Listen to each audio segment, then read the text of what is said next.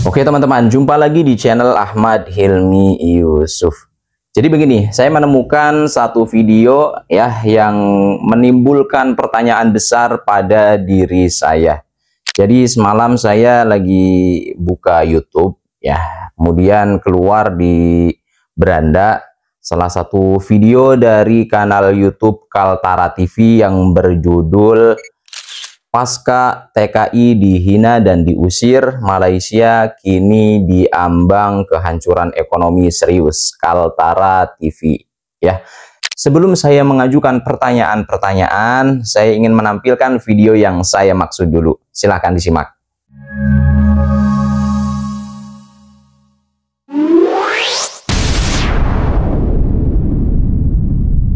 Selamat siang pemirsa.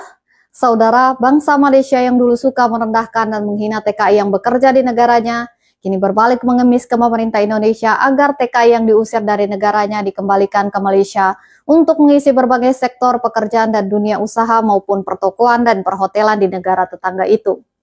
Pasca ditinggalkan TKI dari negaranya, Malaysia kini mengalami ancaman kehancuran ekonomi yang amat serius. Sejak tahun 2024, perlambatan ekonomi global, melemahnya nilai ringgit, dan lonjakan inflasi yang terjadi membuat rakyat Malaysia kini menangis akan berbagai kesulitan hidup. Kini pemerintah Malaysia meminta kepada Presiden RI agar memberi kebijakan soal pengembalian TKI. Namun pemerintah seolah kapok dengan berbagai kesombongan dan pelecehan TKI selama di negara serumpun tersebut.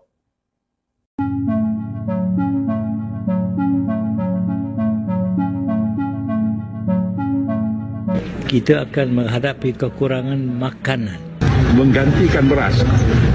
Buatlah ubi kayu macam mana pun, tentulah. Saya rasa di Sarawak lah, saya dipahamkan amat berjaya. Beberapa tahun terakhir, hubungan antara sebagian warganet Malaysia dan Indonesia sempat memanas. Di dunia maya, tak jarang terlihat komentar-komentar yang meremehkan budaya Indonesia, menyebut makanan dan seni kita sebagai tiruan, bahkan menertawakan kondisi ekonomi rakyat kecil. Kesombongan itu terus bergema, seolah Malaysia tak akan pernah tergelincir dari posisinya sebagai negara dengan ekonomi lebih mapan. Namun roda kehidupan terus berputar. Tahun 2024 menjadi titik balik yang menyakitkan bagi rakyat Malaysia. Perlambatan ekonomi global, melemahnya nilai ringgit, dan lonjakan inflasi membuat banyak keluarga di negeri jiran itu terjerembab ke dalam kesulitan yang amat nyata.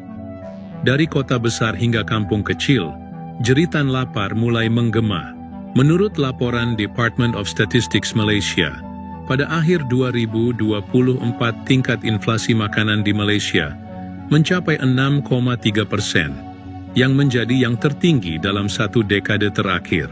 Harga beras, ayam, dan telur makanan pokok rakyat melonjak tajam. Warga mulai mengeluh karena upah mereka tak lagi mampu membeli kebutuhan harian. Di media sosial, pemandangan yang dulu penuh ejekan berubah drastis.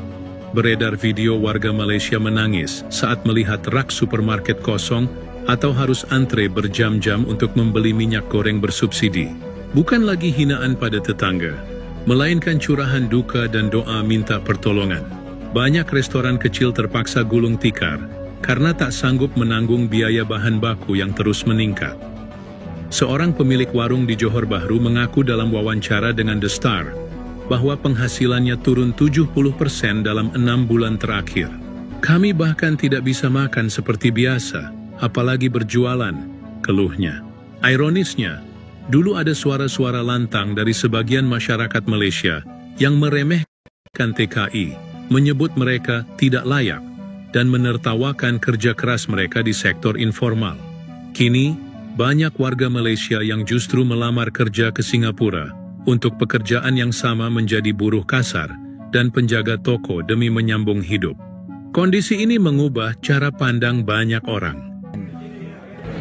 Kita akan menghadapi kekurangan makanan ke tidak akhir tahun ini, awal tahun depan. Dan ini akan menimbulkan banyak problem, bukan saja ekonomik tetapi juga social dan political problem. Dan banyak orang akan hilang kerja, peluang-peluang kerja tertutup dengan tidak masuknya pelaburan dari luar. Dan mereka tak akan masuk. Walau apa pun orang kata. tak akan masuk kalau nilai ringgit tak distabilkan. Dan nilai ringgit dapat terus merosot.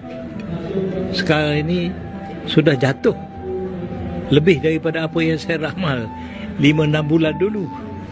Dan saya takut keadaan itu menjadi lebih buruk sebelum akhir tahun ini. Dan saya rasa susah rakyat. Sebelum ini, laporan media menyebut jangkaan itu berdasarkan perkiraan oleh Organisasi Bank Dunia, Pertubuhan Bangsa-Bangsa Bersatu PBB dan IMF. Sebanyak 42 buah negara sudah disahkan mengalami kelumpuhan ekonomi. Ini fakta negaraku Malaysia. Sembang sana sini cakap besar, tak ingat dunia, tak ingat mati, kasihan rakyat Malaysia. Kelandangan di area Kuala Lumpur, siapakah yang salah di bab ini, entahlah siapa. Yang salah adakah kerajaan Malaysia yang salah atau rakyat sendiri yang malas buat kerja? Nak ambil cara yang mudah tidur makan tidur, itulah fakta sesungguhnya negara Malaysia. Makan ubi kayu ganti makan nasi. Itu saranan yang di-Petua Dewan Rakyat Tan Sri Johari Abdul sebagai alternatif sementara menunggu bekalan beras putih tempatan BPT selesai. Yang keduanya saya rasa rakyat Malaysia juga harus melihat alternatif. Kalau beras itu menjadi isu, apa tujuan beras kita makan? Tujuannya adalah untuk dapatkan karbohidrat, supply karbohidrat.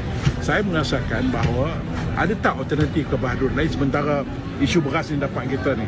Contohnya saya pernah berbincang dengan beberapa MP dari Sarawak.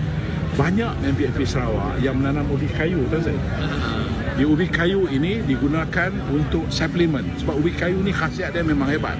Dan dia kalau bandingkan dengan sugar yang ada dalam beras, ubi kayu ni jauh lebih bawah. Jadi di sana orang Sarawak dia menggunakan ubi kayu. Saya bincang dengan MP dia kalau kita dapat perkenalkan makanan suplemen menggantikan beras, buatlah ubi kayu macam mana pun, sudah tentulah saya rasa di Sarawak lah saya dipahamkan amat berjaya. Mengulas lanjut, Johari berkata langkah itu juga boleh menjadi antara jalan keluar daripada kepompong yang sedia ada, termasuk tidak membiarkan isu beras mengawal keadaan rakyat di negara ini. Kita punya tanah yang banyak, tetapi kita harus ada keberanian untuk mencuba. Kadang-kadang pergantungan kita kepada makanan luar negara ni amat hebat. Dan pernah kita mengimport, ataupun saya ingat setahun setengah yang lalu, kita import dalam bajet kita hampir 60 bilion. Satu jumlah yang terlalu besar.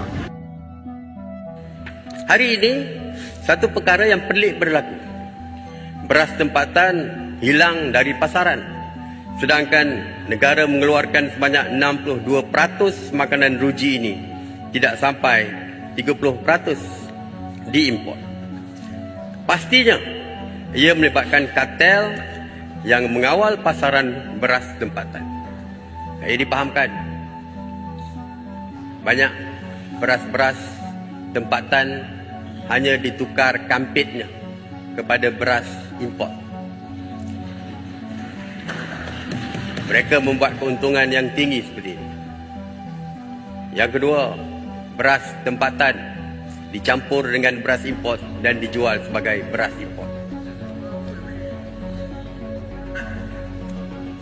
Jadi kartel seperti ini mesti dihapuskan dengan segera. Seperti mana yang dilakukan oleh kerajaan keluarga Malaysia sewaktu mengekang kartel ayam.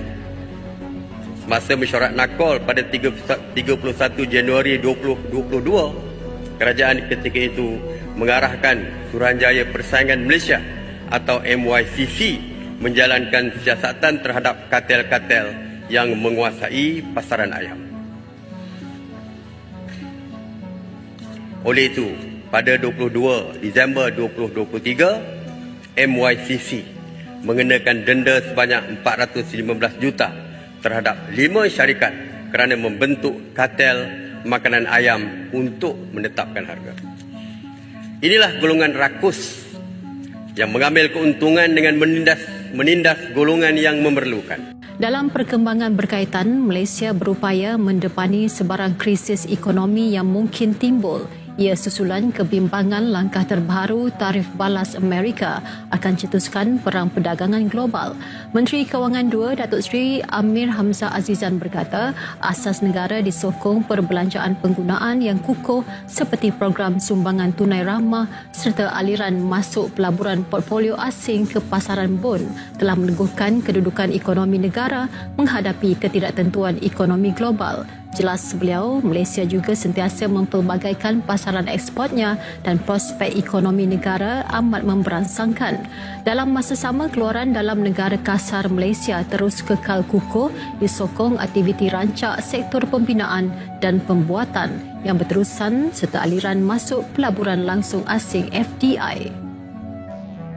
Mereka mulai mengakui bahwa Indonesia yang dulu mereka remehkan kini justru menunjukkan ketahanan ekonomi yang luar biasa.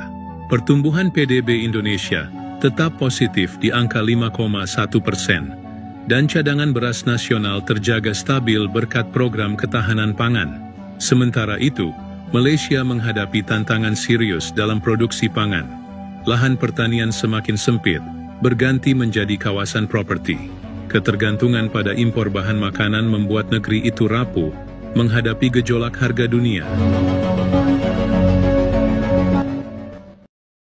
Oke teman-teman, langsung saja ke pertanyaan-pertanyaan yang ingin saya tanyakan kepada kalian ya.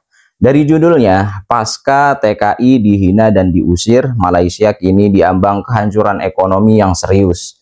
Nah, pertanyaan yang pertama, pasca TKI dihina dan diusir. Pertanyaan yang pertama itu, apakah benar TKI kita yang bekerja di sana itu dihina dan diusir oleh mereka? Dan pertanyaan yang kedua, Malaysia kini diambang kehancuran ekonomi serius. Apakah benar juga ketika Malaysia ditinggalkan TKI kita itu mengalami kehancuran ekonomi yang serius? Ya, itu yang kedua ya teman-teman.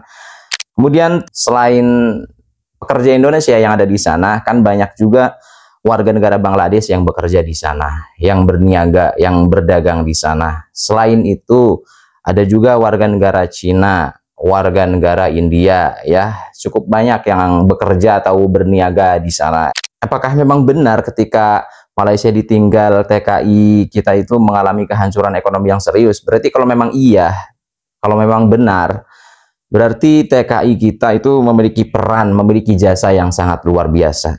Saya bertanya seperti ini bukan berarti meragukan informasi atau berita yang disampaikan oleh Kaltara TV ya, bukan. Tapi saya ingin memastikan lagi jawaban-jawaban yang tentunya ini bisa dipertanggungjawabkan kebenarannya ya. Jadi buat teman-teman yang tahu, yang punya pengalaman bekerja di sana atau memiliki informasi yang betul-betul akurat atau terbukti kebenarannya, silahkan komen di kolom komentar ya. Jadikan kolom komentar itu adalah ruang diskusi atau ruang sharing ya. Oke teman-teman, itu saja informasi yang dapat saya sampaikan. Kurang lebihnya mohon maaf. Selamat beraktivitas kembali dan see you next video.